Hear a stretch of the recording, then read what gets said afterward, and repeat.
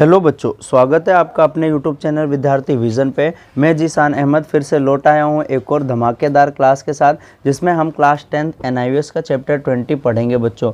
और आज हम केंद्रीय स्तर पे शासन के बारे में चर्चा करने वाले हैं। बिना टाइम व्यर्थ के बच्चों आज हम स्टार्ट करते हैं अपनी क्लास को। और आज का मोटिवेशन कोट से कि जिस मेहनत से तू आज भाग रहा है वही कल तुझे सफलता दिलाएगी। जिस मेहनत से आज तू भाग रहा है वही कल तुझे सफलता दिलाएगी। झोंक दे खुद को इस आग में, यही आग तुझे हीरा बनाएगी। तो हीरा बनना है बच्चों तो आपको ये चैप्टर पढ़ना पड़ेगा। और ये चैप्टर क्या है? केंद्रीय स्तर पे शासन। तो हम जानते हैं बच्चों सरकार के 3 अंग होते हैं। सबसे पहले आता है बच्चों विधायिका, और हमारे यहाँ विधायिका को बच्चों संसद कहते हैं। दूसरा आता है बच्चों कार्यपालिका, और तीसरा आता है सरकार का अंग बच्चों न्यायपालिका। आप सभी जानते हैं बच्चों विधायिका का दूसरा नाम संसद होता है, और संसद के बच्चों 3 अंग होते हैं। पहले का नाम है बच्चों लोकसभा, दूसरा आता है राज्यसभा, और तीसरा आता है बच्चों राष्ट्रपति। अगर आपसे पूछे बच्चों राष्ट्रपति आता है, एग्जामिनर आपसे पूछे कि लोकसभा का सदस्य बनने के लिए कितनी उम्र होनी चाहिए, तो बच्चों 25 वर्ष होनी चाहिए। राज्यसभा के लिए 30 वर्ष होनी चाहिए, और राष्ट्रपति बनने के लिए बच्चों आपकी उम्र 35 वर्ष होनी चाहिए। लोकसभा 5 साल के लिए होता है बच्चों, राज्यसभा 6 साल के लिए, और राष्ट्रपति का कार्यकाल भी 5 साल के लिए होता है। विधायिका यानी संसद का काम बच्चों कानून बनाना होता है। कार्यपालिका का काम कानून को लागू कराना होता है। कार्यपालिका बच्चों 2 प्रकार की होती है। एक आती है बच्चों स्थायी कार्यपालिका, जिसमें IAS आते हैं और IPS आते हैं। इनको नौकरशाह भी बोलते हैं। उसके बाद आता है बच्चों राजनीतिक कार्यपालिका, जिसमें नेता लोग आते हैं बच्चों, और इनका कार्यकाल 5 साल के लिए होता है। तीसरा आता है बच्चों न्यायपालिका, और भारतीय न्यायपालिका बच्चों पिरामिड की तरह है। पिरामिड की तरह बच्चों ऐसे सबसे ऊपर आता है बच्चों supreme court of India. Supreme court कब बना? 28 जनवरी 1950 को बच्चों हमारा सुप्रीम कोर्ट ऑफ इंडिया बना। सुप्रीम कोर्ट के बाद आता है बच्चों हाई कोर्ट। भारत में हाई कोर्ट 25 हैं। उसके बाद आता है बच्चों डिस्ट्रिक्ट कोर्ट, और उसके नीचे आता है सबऑर्डिनेट कोर्ट यानी अधीनस्थ न्यायालय। तो इस वीडियो में बच्चों हम केंद्रीय शासन के स्तर यानी विधायिका, कार्यपालिका और न्यायपालिका, इन सभी के बारे में बच्चों बारीकी से पढ़ेंगे। तो आइए बच्चों हम देखते हैं हमारी बुक क्या कहती है। तो हम प्रायः भारत के राष्ट्रपति, प्रधानमंत्री, मंत्री, अफसर, राजनीतिक लोगों के विषय में चर्चा करते हैं। और ये चर्चाएँ ज़्यादातर घर में होती है बच्चों, दफ्तर में होती है, चाय की दुकानों में होती है, या हमारे घर पे जो मेहमान आते हैं उनके साथ में होती है। कभी कभी आपने नुक्कड़ नाटक भी देखा होगा। इसका कारण है कि सरकार के बच्चों जो मेन अधिकारी हैं उनके बारे में विचार किसी न किसी रूप में बच्चों होता रहता है, और ये बातें हमें भी प्रभावित करती हैं। हमारे देश में बच्चों संघीय शासन व्यवस्था है। क्या है बच्चों? संघीय शासन व्यवस्था, और जिसमें 2 या 2 से अधिक स्तर की सरकार होती है। एक बच्चों हमारे वहाँ राज्य सरकार है, एक कौन है? केंद्र सरकार। और इस केंद्र सरकार के बारे में हम पढ़ेंगे। सरकार के 3 अंग होते हैं बच्चों विधायिका, कार्यपालिका, न्यायपालिका। ये बात याद रखनी है। इसलिए हमारे देश में बच्चों गांव, कस्बे, शहर, मूल स्तर पर स्थानीय शासन के अतिरिक्त और राज्य स्तर पर भी सरकारें हैं, और बच्चों संघीय स्तर पर भी सरकार हैं।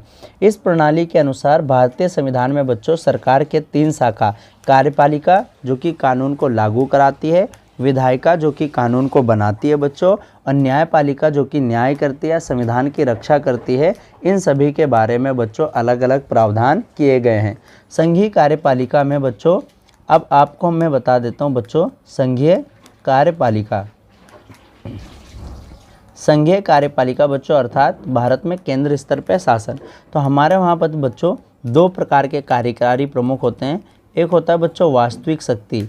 वास्तविक शक्ति बच्चों हमारे वहाँ प्रधानमंत्री के पास होती है। और नाममात्र कौन होता है बच्चों? एक होता है नाममात्र शक्ति। किसके पास है? नाममात्र बच्चों शक्ति राष्ट्रपति के पास होती है। वास्तविक कार्यकारी हमारे देश का बच्चों प्रधानमंत्री होता है, और प्रधानमंत्री जो है बहुमत दल का नेता होता है। और बहुमत के लिए बच्चों भारत में 543 में से 272 सीट चाहिए होता है।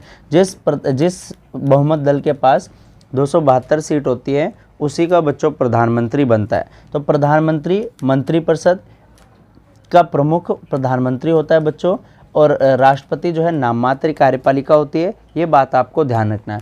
उसके साथ ही साथ संसद में विधायी शाखा है बच्चों, सर्वोच्च न्यायालय एक न्यायिक शाखा है। तो इस पार्ट में हम इन तीनों शाखाओं के बारे में ही विस्तार से पढ़ेंगे। तो इस पार्ट को पढ़ने का उद्देश्य ही यही है बच्चों कि भारत के राष्ट्रपति के चुनाव के बारे में जानेंगे, राष्ट्रपति का कार्यकाल, शक्ति और उसके कार्य की व्याख्या कर सकेंगे। मोस्ट इम्पोर्टेंट क्वेश्चन आता है बच्चों ये आपका कि भारत के राष्ट्रपति की चुनाव प्रक्रिया क्या है, कार्यकाल क्या है और राष्ट्रपति की शक्तियाँ, ये भी मोस्ट हैं। उसके बाद आता है बच्चों प्रधानमंत्री की नियुक्ति और मंत्रिपरिषद के गठन, और प्रधानमंत्री की शक्ति और कार्य के बारे में पूछेगा। प्रधानमंत्री की शक्ति और स्थिति और मंत्रिपरिषद के साथ उसके संबंध के बारे में पूछ सकता है बच्चों। उसके बाद में आपसे पूछेगा संसद का गठन। तो मैंने बताया था बच्चों हमारे वहाँ संसद है और संसद को विधायिका को संसद कहते हैं बच्चों। संसद के कितने अंग होते हैं? 3। सबसे पहला आता है बच्चों लोकसभा, उसके बाद आता है राज्यसभा और उसके बाद क्या आता है? राष्ट्रपति आता है।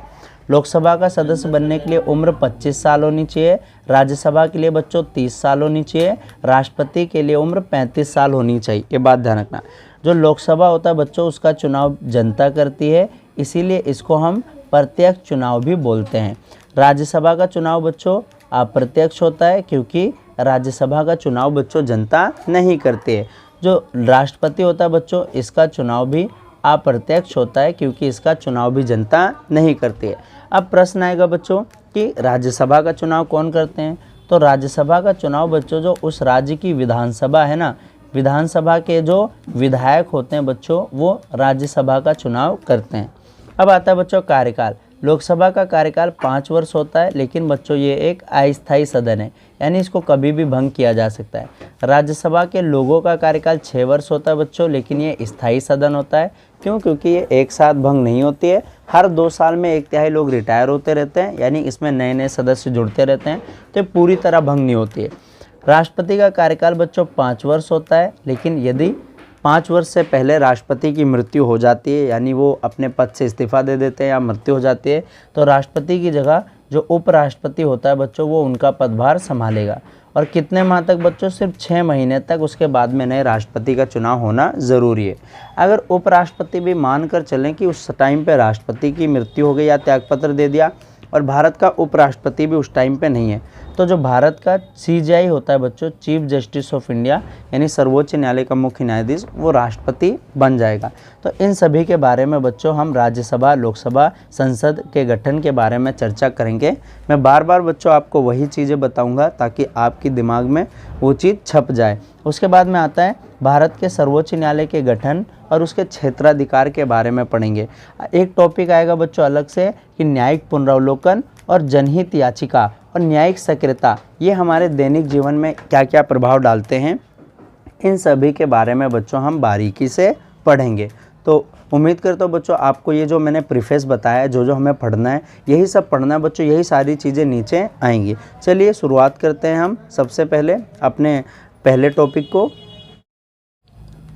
अगला टॉपिक है बच्चों आपका विधायिका, यानी संसद के जो 3 अंग थे बच्चों, लोकसभा, राज्यसभा, राष्ट्रपति, उनमें से हम बच्चों जो तीसरा महत्वपूर्ण अंग है राष्ट्रपति। तो बच्चों संसद जो है राष्ट्रपति के बिना अधूरी है। हम राष्ट्रपति के बारे में पढ़ेंगे। आइए बच्चों पहले थोड़ी सी जानकारी ले लेते हैं राष्ट्रपति के बारे में कि वास्तव में राष्ट्रपति हमारे संविधान में कहाँ पर है। तो राष्ट्रपति बच्चों यानी प्रेसिडेंट होता है। अनुच्छेद 52 से लेकर अनुच्छेद 62 में बच्चों भारत के राष्ट्रपति के बारे में लिखा है। जो राष्ट्रपति होता है बच्चों ये सरकार का प्यारे बच्चों औपचारिक प्रधान होता है, यानी नाम मात्र प्रधान होता है। वास्तविक शक्तियाँ सभी बच्चों प्रधानमंत्री के पास में होती हैं। जो राष्ट्रपति होता है बच्चों जितनी भी इसकी कार्यपालिका संबंधी शक्तियाँ होती हैं बच्चों वो सभी प्रधानमंत्री और मंत्रिपरिषद की सलाह पे ही काम करता है। यानी जो राष्ट्रपति होता है बच्चों, एक भारतीय संविधान में राष्ट्रपति बच्चों कठपुतली की भांति हैं जो कि मंत्रिपरिषद और प्रधानमंत्री की सलाह पे ही काम करता है बच्चों। और अधिकतर मामलों में बच्चों जितनी भी सलाह होती है वो राष्ट्रपति को माननी पड़ती है, यानी सलाह बच्चों उसको माननी पड़ेगी। तो प्रधानमंत्री और मंत्रिपरिषद ताकतवर क्यों होते हैं बच्चों? क्योंकि उनको लोकसभा में बहुमत प्राप्त होता है, और बहुमत के लिए कितनी सीट चाहिए मैंने बताया था, 272 सीट चाहिए। और भारत में कुल कितनी सीट होती है लोकसभा में बच्चों? 543, जिसमें से बहुमत के लिए 272 सीट चाहिए होता है। राष्ट्रपति का बच्चों अगर पूछे चुनाव क्या हम लोग करते हैं, हमारे मम्मी पापा करते हैं? नहीं बच्चों, इसका चुनाव अप्रत्यक्ष होता है। और अप्रत्यक्ष चुनाव मतलब लोकसभा, राज्यसभा और राज्य की विधानसभा के निर्वाचित जो सदस्य होते हैं वो इसको चुनते हैं बच्चों। राष्ट्रपति का कार्यकाल प्यारे बच्चों 5 साल का होता है, और राष्ट्रपति बच्चों भारत का प्रथम नागरिक होता है। यानी पहला नागरिक कौन है बच्चों? भारत का राष्ट्रपति होता है। ये बात आपको ध्यान रखना है। अब एक बार कोई राष्ट्रपति बन जाता है तो उसका कार्यकाल बच्चों 5 वर्ष का होता है, लेकिन हम 5 वर्ष से पहले भी हटा सकते हैं बच्चों। उस प्रक्रिया को हम महाभियोग कहते हैं। महाभियोग एक अर्ध न्यायिक प्रक्रिया है जिसमें ऊंचे पदों पे बैठे लोगों को हटाया जा सकता है बच्चों, ये बात ध्यान रखना। तो मैंने राष्ट्रपति के बारे में कुछ बातें बताई। ये कीवर्ड्स अगर आपको क्लियर है बच्चों तो आपका ये टॉपिक भी क्लियर हो जाएगा। राष्ट्रपति अनुच्छेद 52 से लेकर बच्चों 62 में देश का औपचारिक प्रधान है। तो वास्तविक कौन है बच्चों? प्रधानमंत्री है।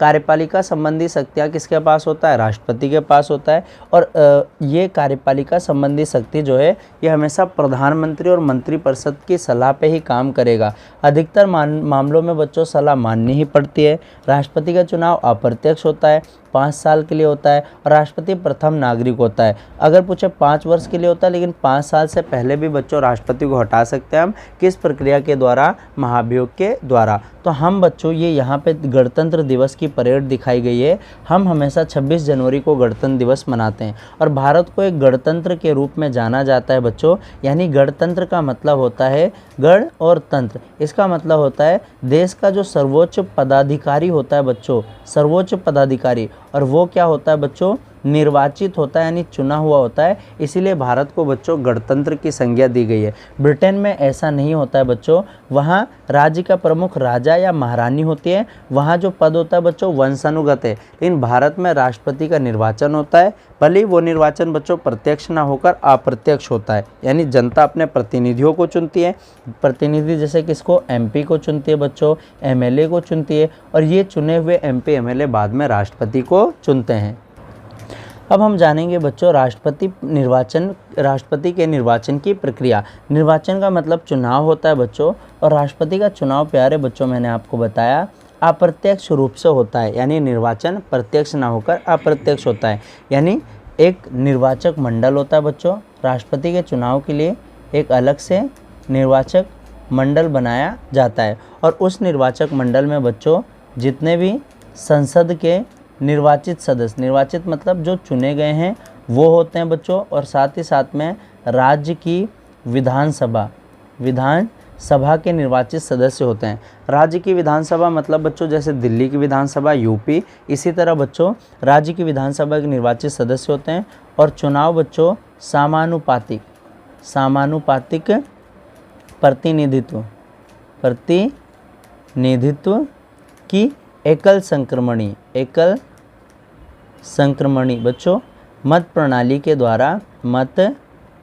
द्वारा राष्ट्रपति का चुनाव होता है। तो राष्ट्रपति का चुनाव एक निर्वाचक मंडल के द्वारा होता है बच्चों, जिसमें संसद के दोनों सदन के निर्वाचित सांसद और सभी राज्य की विधानसभा के सदस्य इसमें शामिल होते हैं।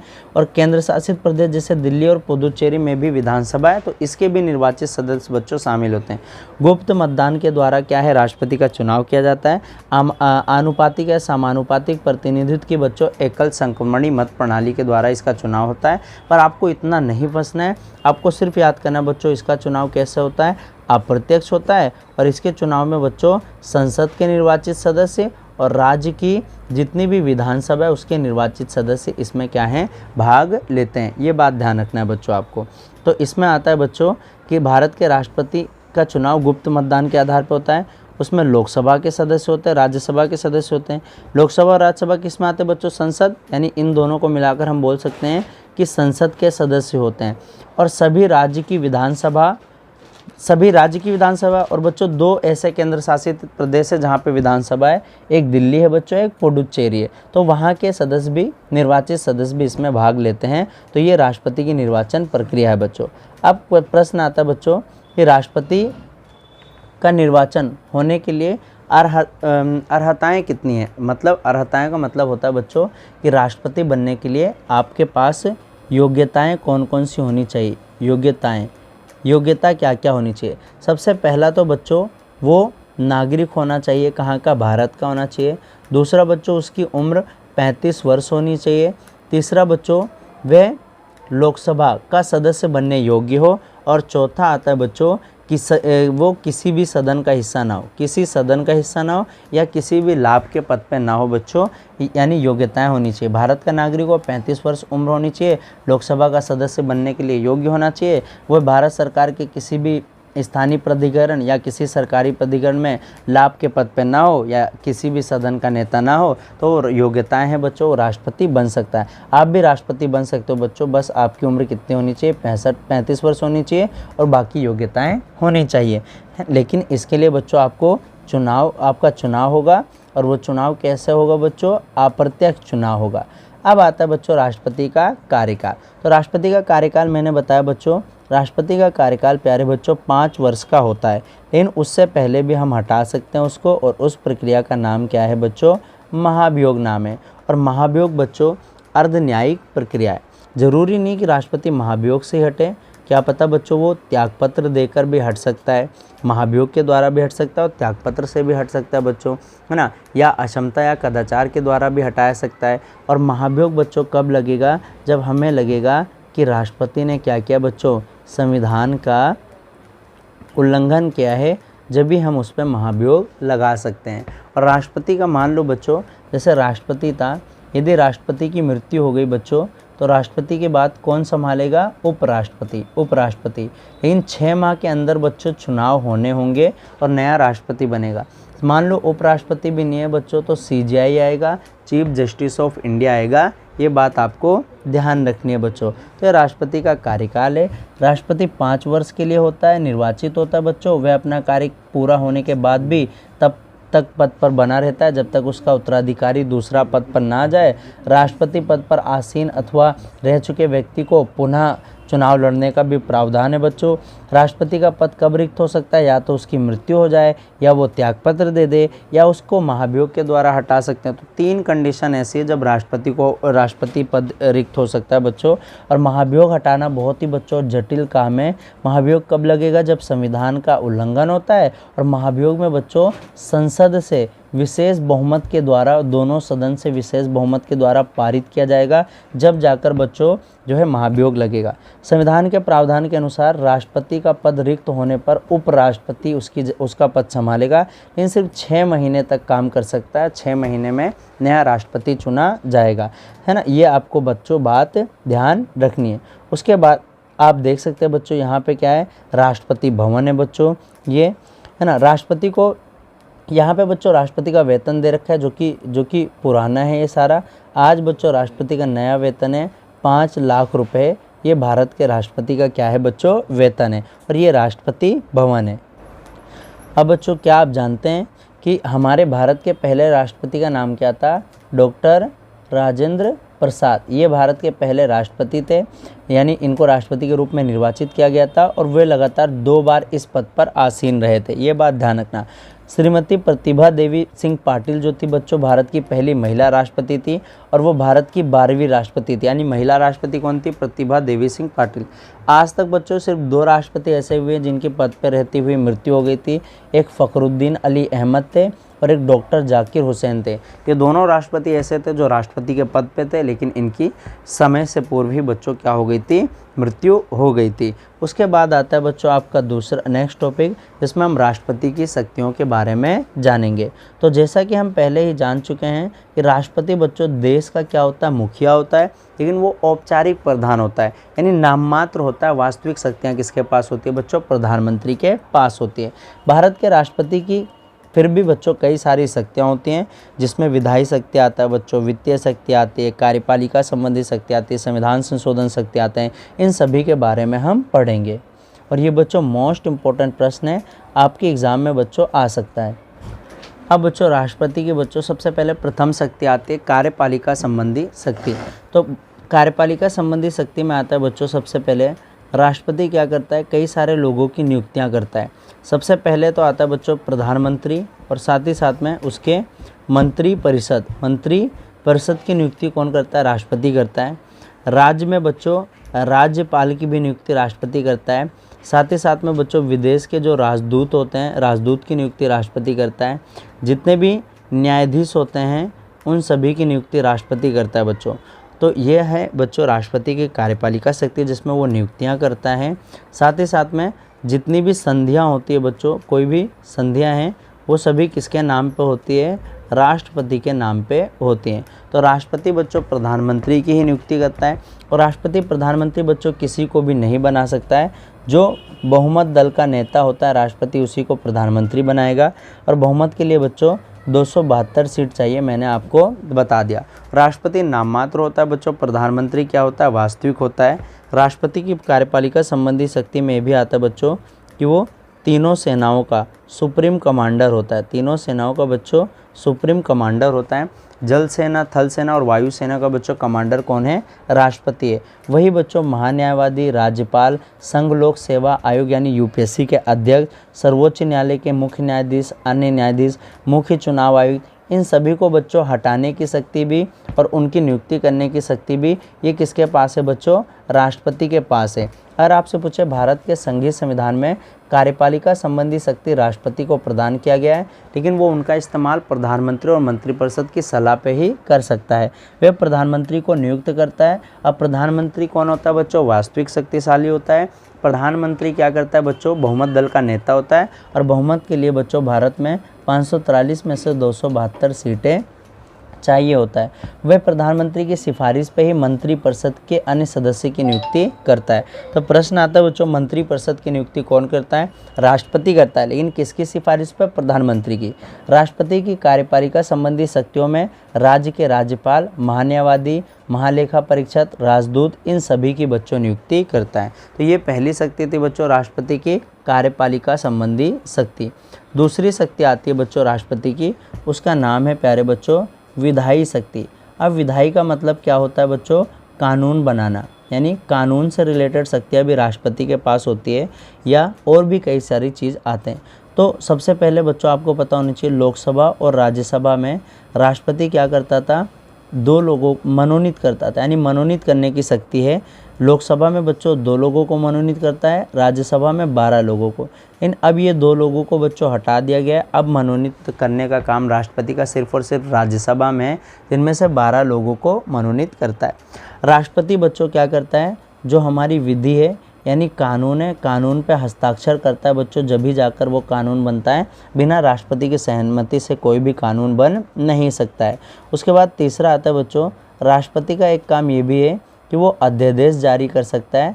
अध्यादेश किसे कहते हैं, मान लो बच्चों संसद की बैठक नहीं हो रही है और किसी कानून की ज़रूरत है, तो राष्ट्रपति आपातकाल के टाइम पे क्या है, कानून कोई सा भी बना सकता है बच्चों, ये बात ध्यान रखना, अध्यादेश जारी कर सकती है। चौथा इसमें आता है बच्चों कि राष्ट्रपति क्या करता है, संसद के सत्र को बच्चों बुलाता है।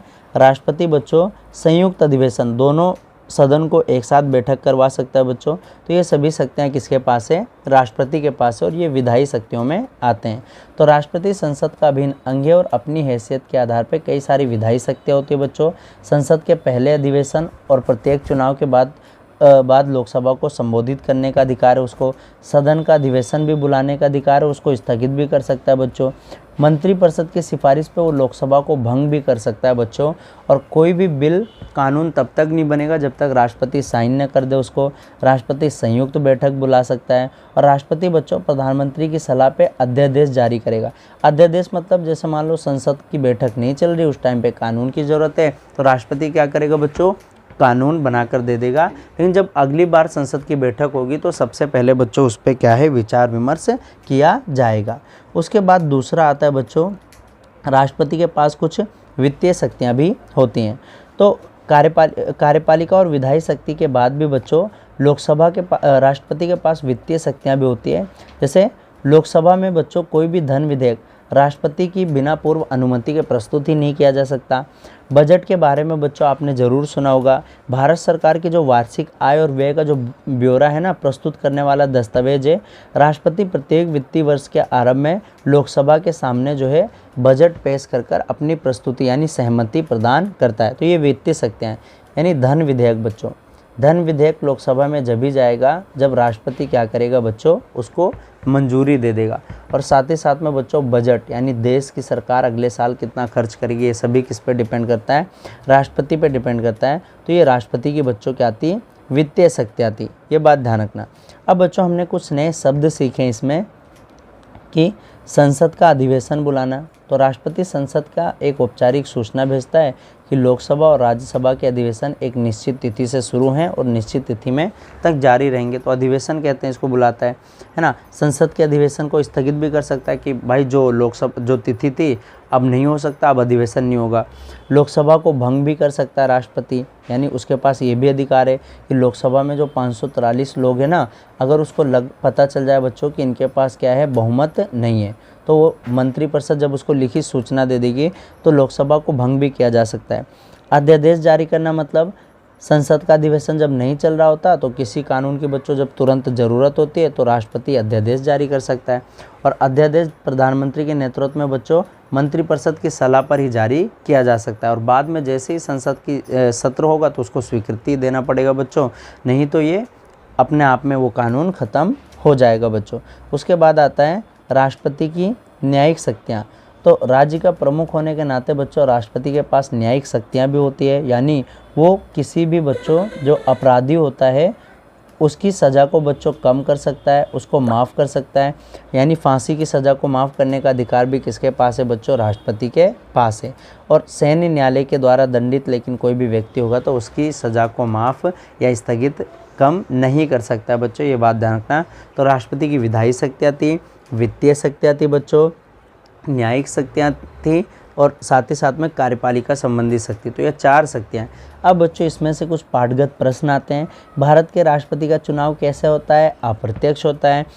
राष्ट्रपति देश का मुखिया होता है बच्चों, राष्ट्र का। और जो प्रधानमंत्री होता है, प्रधानमंत्री किसका मुखिया होता है बच्चों, प्रधानमंत्री आपका जो है सरकार का मुखिया होता है, सरकार। और प्रधानमंत्री कौन बनता है बच्चों, जो बहुमत दल का नेता होता है। भारत के राष्ट्रपति पद के चुनाव हेतु योग्य होने के लिए उस व्यक्ति को बच्चों तो योग्यता भारत का नागरिक हो, 35 वर्ष हो, लोकसभा का सदस्य बनने योग्य हो और लाभ के पद पे ना हो। राष्ट्रपति का पद रिक्त हो जाने पे उपराष्ट्रपति भारत के राष्ट्रपति के रूप में काम करेगा।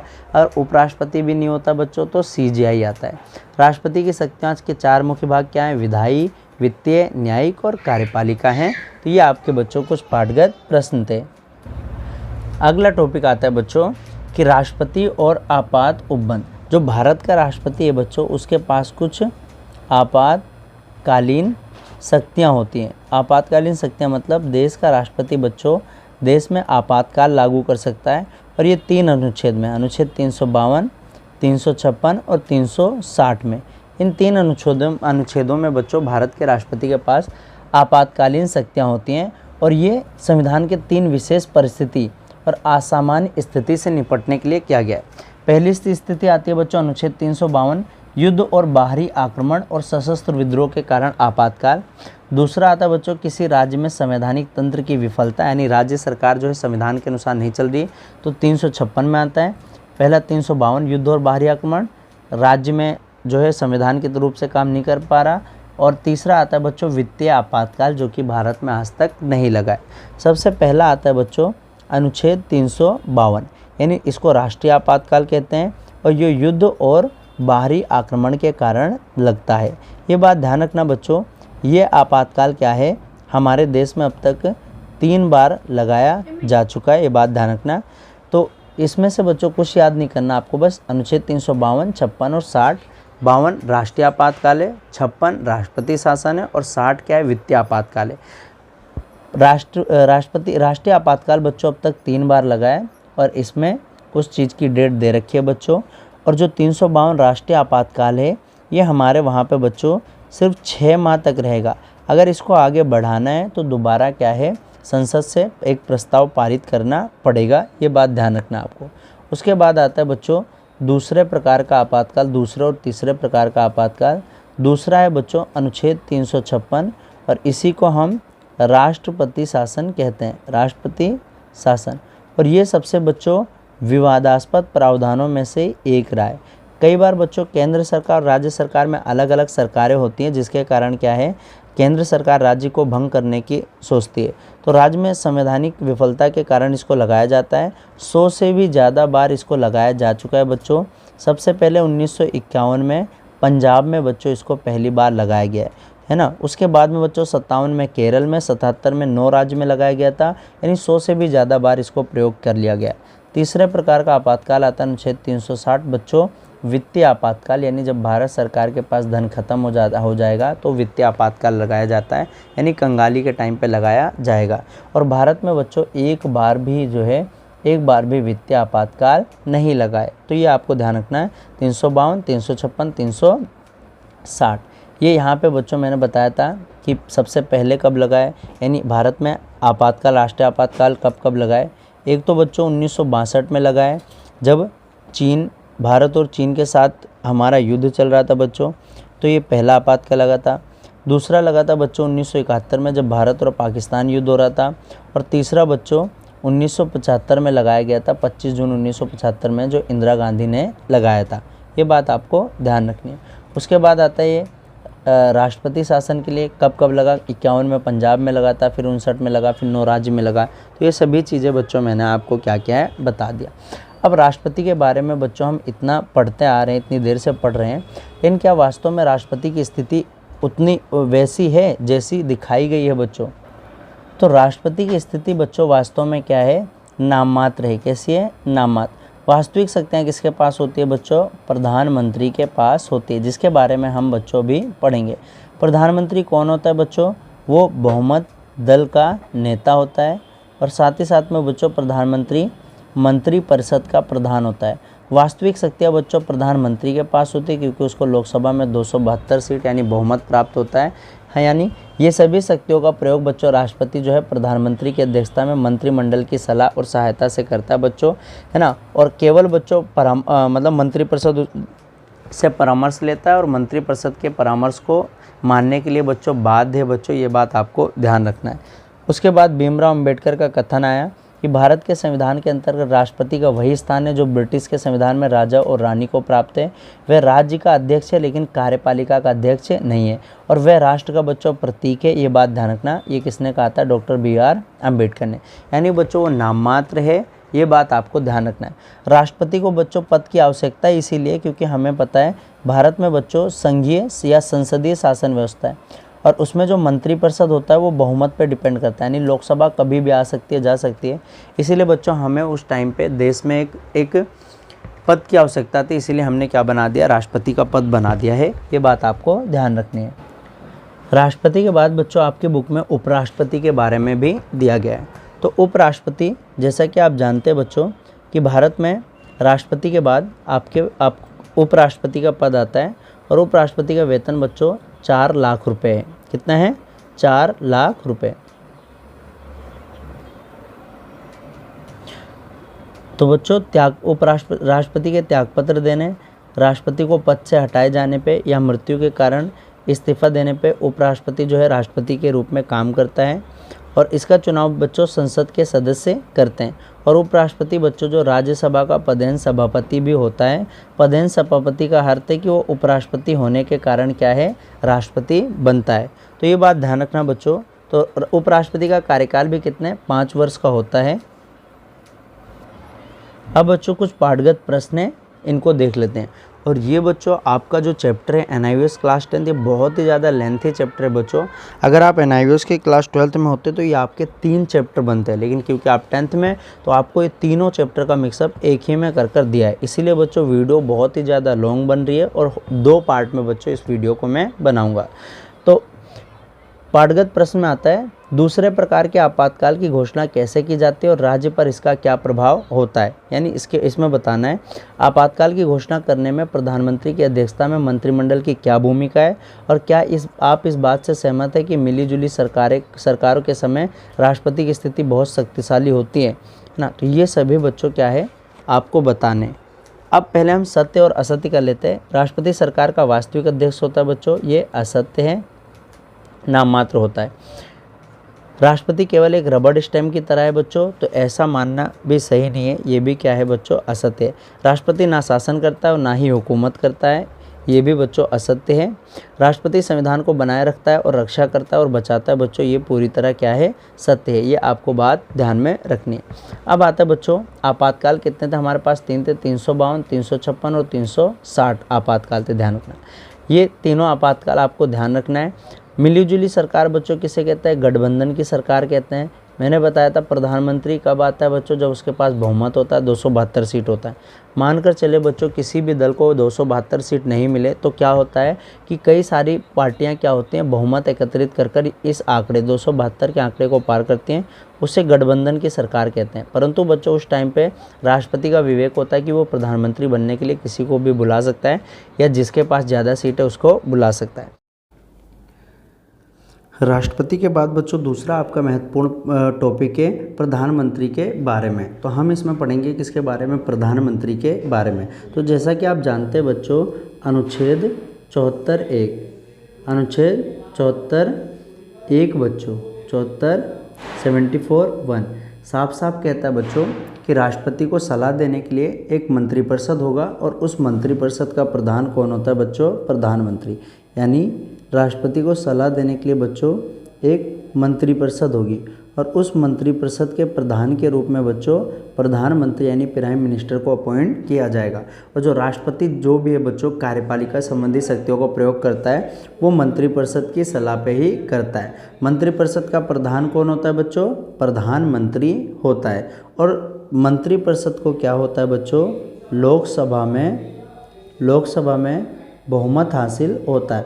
बहुमत के लिए 272 सीटें चाहिए होती है। अगर बहुमत है बच्चों तो प्रधानमंत्री का बहुत ज़्यादा शक्तिशाली होगा, लेकिन अगर बहुमत नहीं है बच्चों तो प्रधानमंत्री शक्तिशाली नहीं होगा। अगर 272 सीट बच्चों किसी भी पार्टी को नहीं मिलते हैं तब बच्चों गठबंधन की सरकार बनती है। और भारत में 1989 के दशक को बच्चों गठबंधन का दौर कहते हैं। किसी भी सरकार को जो है ज़्यादा वोट नहीं मिलते थे, इसीलिए ज़्यादा सीटें नहीं मिलती थी, तो कई सारे सहयोगी दलों के साथ मिलकर क्या करते थे, सरकार को बनाते थे। हमने सोचा होगा बच्चों प्रधानमंत्री कौन है, जाहिर सी बात है चाचा नेहरू ही आते हैं। और चाचा नेहरू यानी जवाहरलाल नेहरू जो कि भारत के पहले प्रधानमंत्री थे। भारत को अंग्रेजों के शासन से स्वतंत्रता प्राप्त हुई थी बच्चों, और उस टाइम पे जो चाचा नेहरू थे उनके सामने बहुत सारी चुनौतियाँ थी, ये बात ध्यान रखना बच्चों। उनकी एक पुस्तक थी बच्चों, उसका नाम था भारत की खोज, भारत की खोज। तो भारत की खोज पुस्तक में बच्चों उन्होंने क्या क्या चीज़ लिखा था ये सभी उसके बारे में यहाँ पे लिखा हुआ है कि प्रधानमंत्री के बारे में क्या क्या दायित्व हैं, ये सभी बच्चों यहाँ पे लिखा हुआ है। लेकिन बच्चों ये हमारे लिए महत्वपूर्ण नहीं है, लेकिन हमें प्रधानमंत्री के बारे में बहुत सारी चीज़ें पता होनी चाहिए। जो प्रधानमंत्री होता है बच्चों उसकी नियुक्ति कैसे होती है।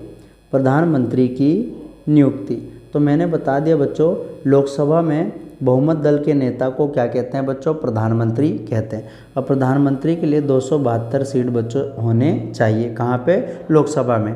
प्रधानमंत्री की नियुक्ति प्यारे बच्चों राष्ट्रपति करता है, और राष्ट्रपति उसे करता है जो बहुमत दल का नेता होता है, ये बात आपको ध्यान रखना है। प्रधानमंत्री को राष्ट्रपति के द्वारा नियुक्त किया जाता है, लेकिन राष्ट्रपति केवल उसी व्यक्ति को प्रधानमंत्री बनाने के लिए आमंत्रित करता है जिसके पास बच्चों लोकसभा में बहुमत होता है। लोकसभा में बहुमत या पूर्ण बहुमत प्राप्त होती है। कभी कभी बच्चों मिलीजुली सरकार यानी गठबंधन की सरकार का दौर भी शुरू होता है, और वो कब से हुआ, 1989 से। गठबंधन किसे कहते हैं, जब किसी के भी पास जो है पावर नहीं रहता, बहुमत नहीं रहता, तो उसे हम गठबंधन की सरकार कहते हैं। प्रधानमंत्री बनने के लिए बहुमत का नेता होने के साथ साथ संसद का सदस्य होना भी बच्चों अनिवार्य होता है। अगर कोई संसद का सदस्य नहीं है तो 6 माह के भीतर बच्चों उसको संसद का सदस्य बनना है। अब संसद में बच्चों चाहे तो लोकसभा का सदस्य बने, चाहे तो राज्यसभा का सदस्य बने, लेकिन उसको संसद का सदस्य होना अनिवार्य है। तो क्या आप जानते हैं बच्चों ऐसी सरकार जिसको विधायिका में एक से अधिक पार्टियों के द्वारा सदस्य मिलकर बनाते हैं उसे हम गठबंधन का सरकार कहते हैं। और ये आमतौर पर जब होता है जब 272 सीट नहीं आती है बच्चों, तो कई सारी पार्टी मिल जाती है। भारत में गठबंधन की सरकार का दौर बच्चों 1967 के आम चुनाव में देखा गया, 1977 में भी देखा गया, लेकिन औपचारिक रूप से बच्चों 1989 से बच्चों गठबंधन, जो गठबंधन का दौर है ना, इसकी शुरुआत 1989 से हुई थी। पहली गठबंधन की सरकार बच्चों मोरारजी देसाई के टाइम पे आई थी 1977 से 79 में। ये सारी बच्चों गठबंधन की सरकार है। और 2004 से लेकर 2009 तक बच्चों जो मनमोहन सिंह की सरकार थी बच्चों, ये भी गठबंधन की थी।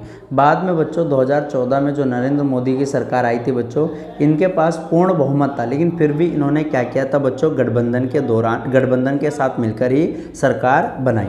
अब हम जानेंगे बच्चों प्रधानमंत्री के क्या क्या कार्य होते हैं। तो प्रधानमंत्री को बच्चों लोकसभा में बहुमत हासिल होता है, और प्रधानमंत्री क्या करता है, मंत्रिपरिषद का मेन होता है बच्चों। और मंत्रिपरिषद में बच्चों 3 प्रकार के मंत्री आते हैं। एक होते हैं प्यारे बच्चों कैबिनेट मंत्री, एक होते हैं राज्य मंत्री, और एक होते हैं बच्चों उप मंत्री।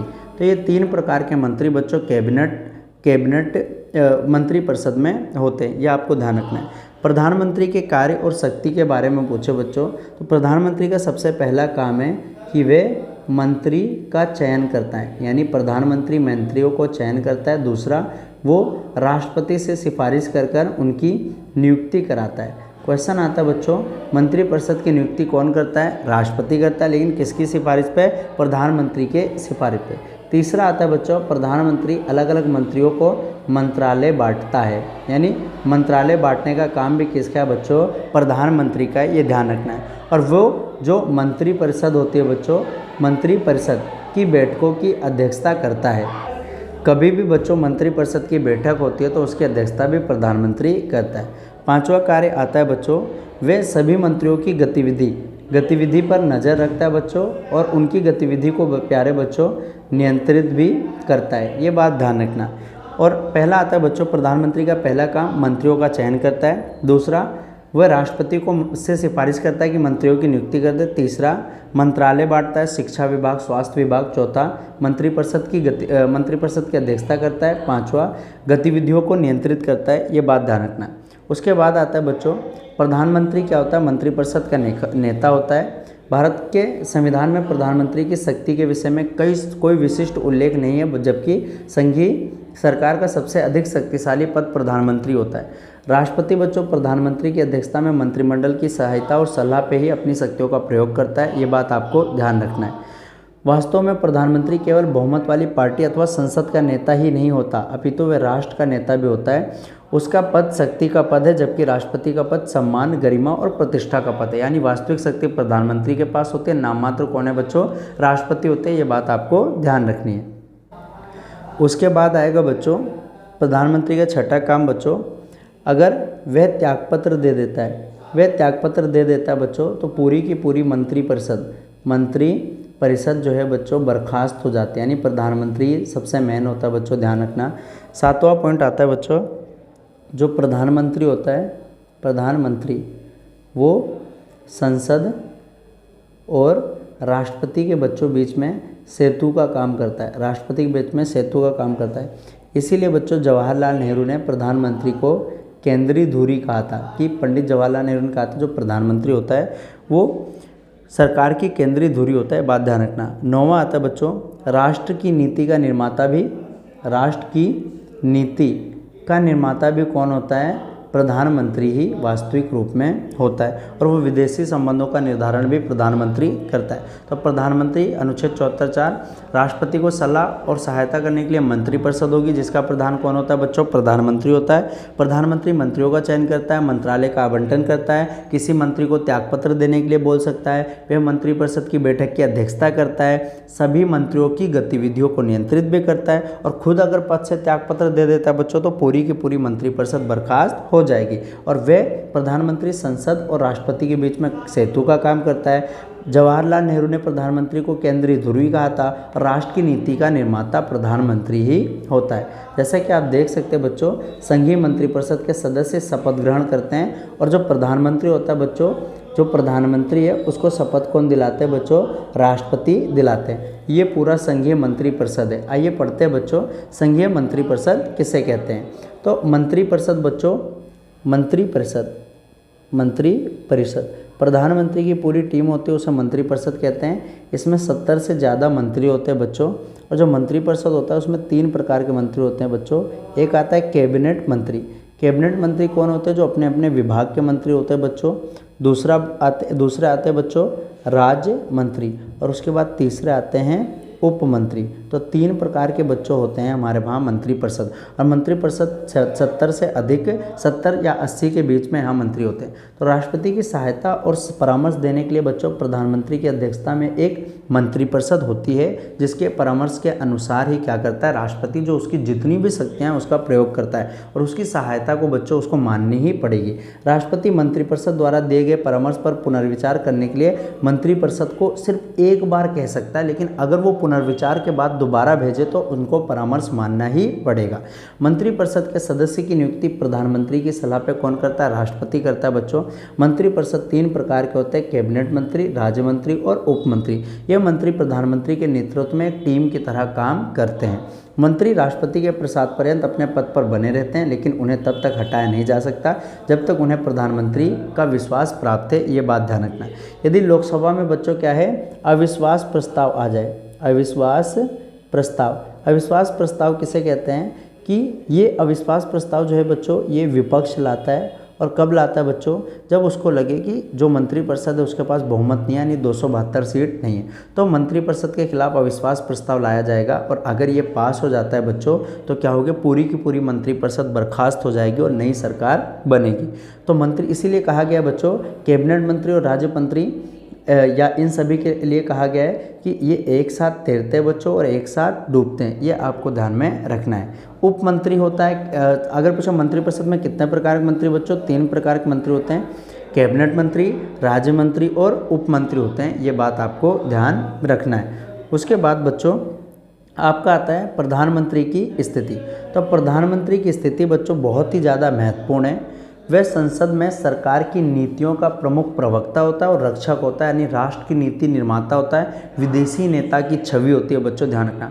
मंत्रिपरिषद उसकी टीम की तरह काम करती है। पूरा राष्ट्र बच्चों नीति, कार्यक्रम, कार्यवाही के लिए सिर्फ प्रधानमंत्री की ओर देखता है। जब भी तो बच्चों हमारे वहाँ माननीय प्रधानमंत्री नरेंद्र मोदी जी क्या हैं, बहुत ही ज़्यादा महत्वपूर्ण है हमारे देश के लिए। बच्चा बच्चा उनका नाम जानता है। सभी अंतर्राष्ट्रीय समझौते बच्चों, दूसरे देशों के साथ संधियाँ प्रधानमंत्री की सहमति से ही होती है। हालांकि वो राष्ट्रपति के नाम पे होता है बच्चों। हम कह देते हैं कि मोदी जी विदेश घूमने जाते हैं, परंतु बच्चों वो हमारे देश के कार्य के लिए जाते हैं और देश की उन्नति के लिए जाते हैं, संध्या करने जाते हैं। सरकार और संसद में उनकी विशेष हैसियत होती है। प्रधानमंत्री अपनी टीम का चयन बहुत ही ध्यान से करता है, ये बात ध्यान रखना बच्चों।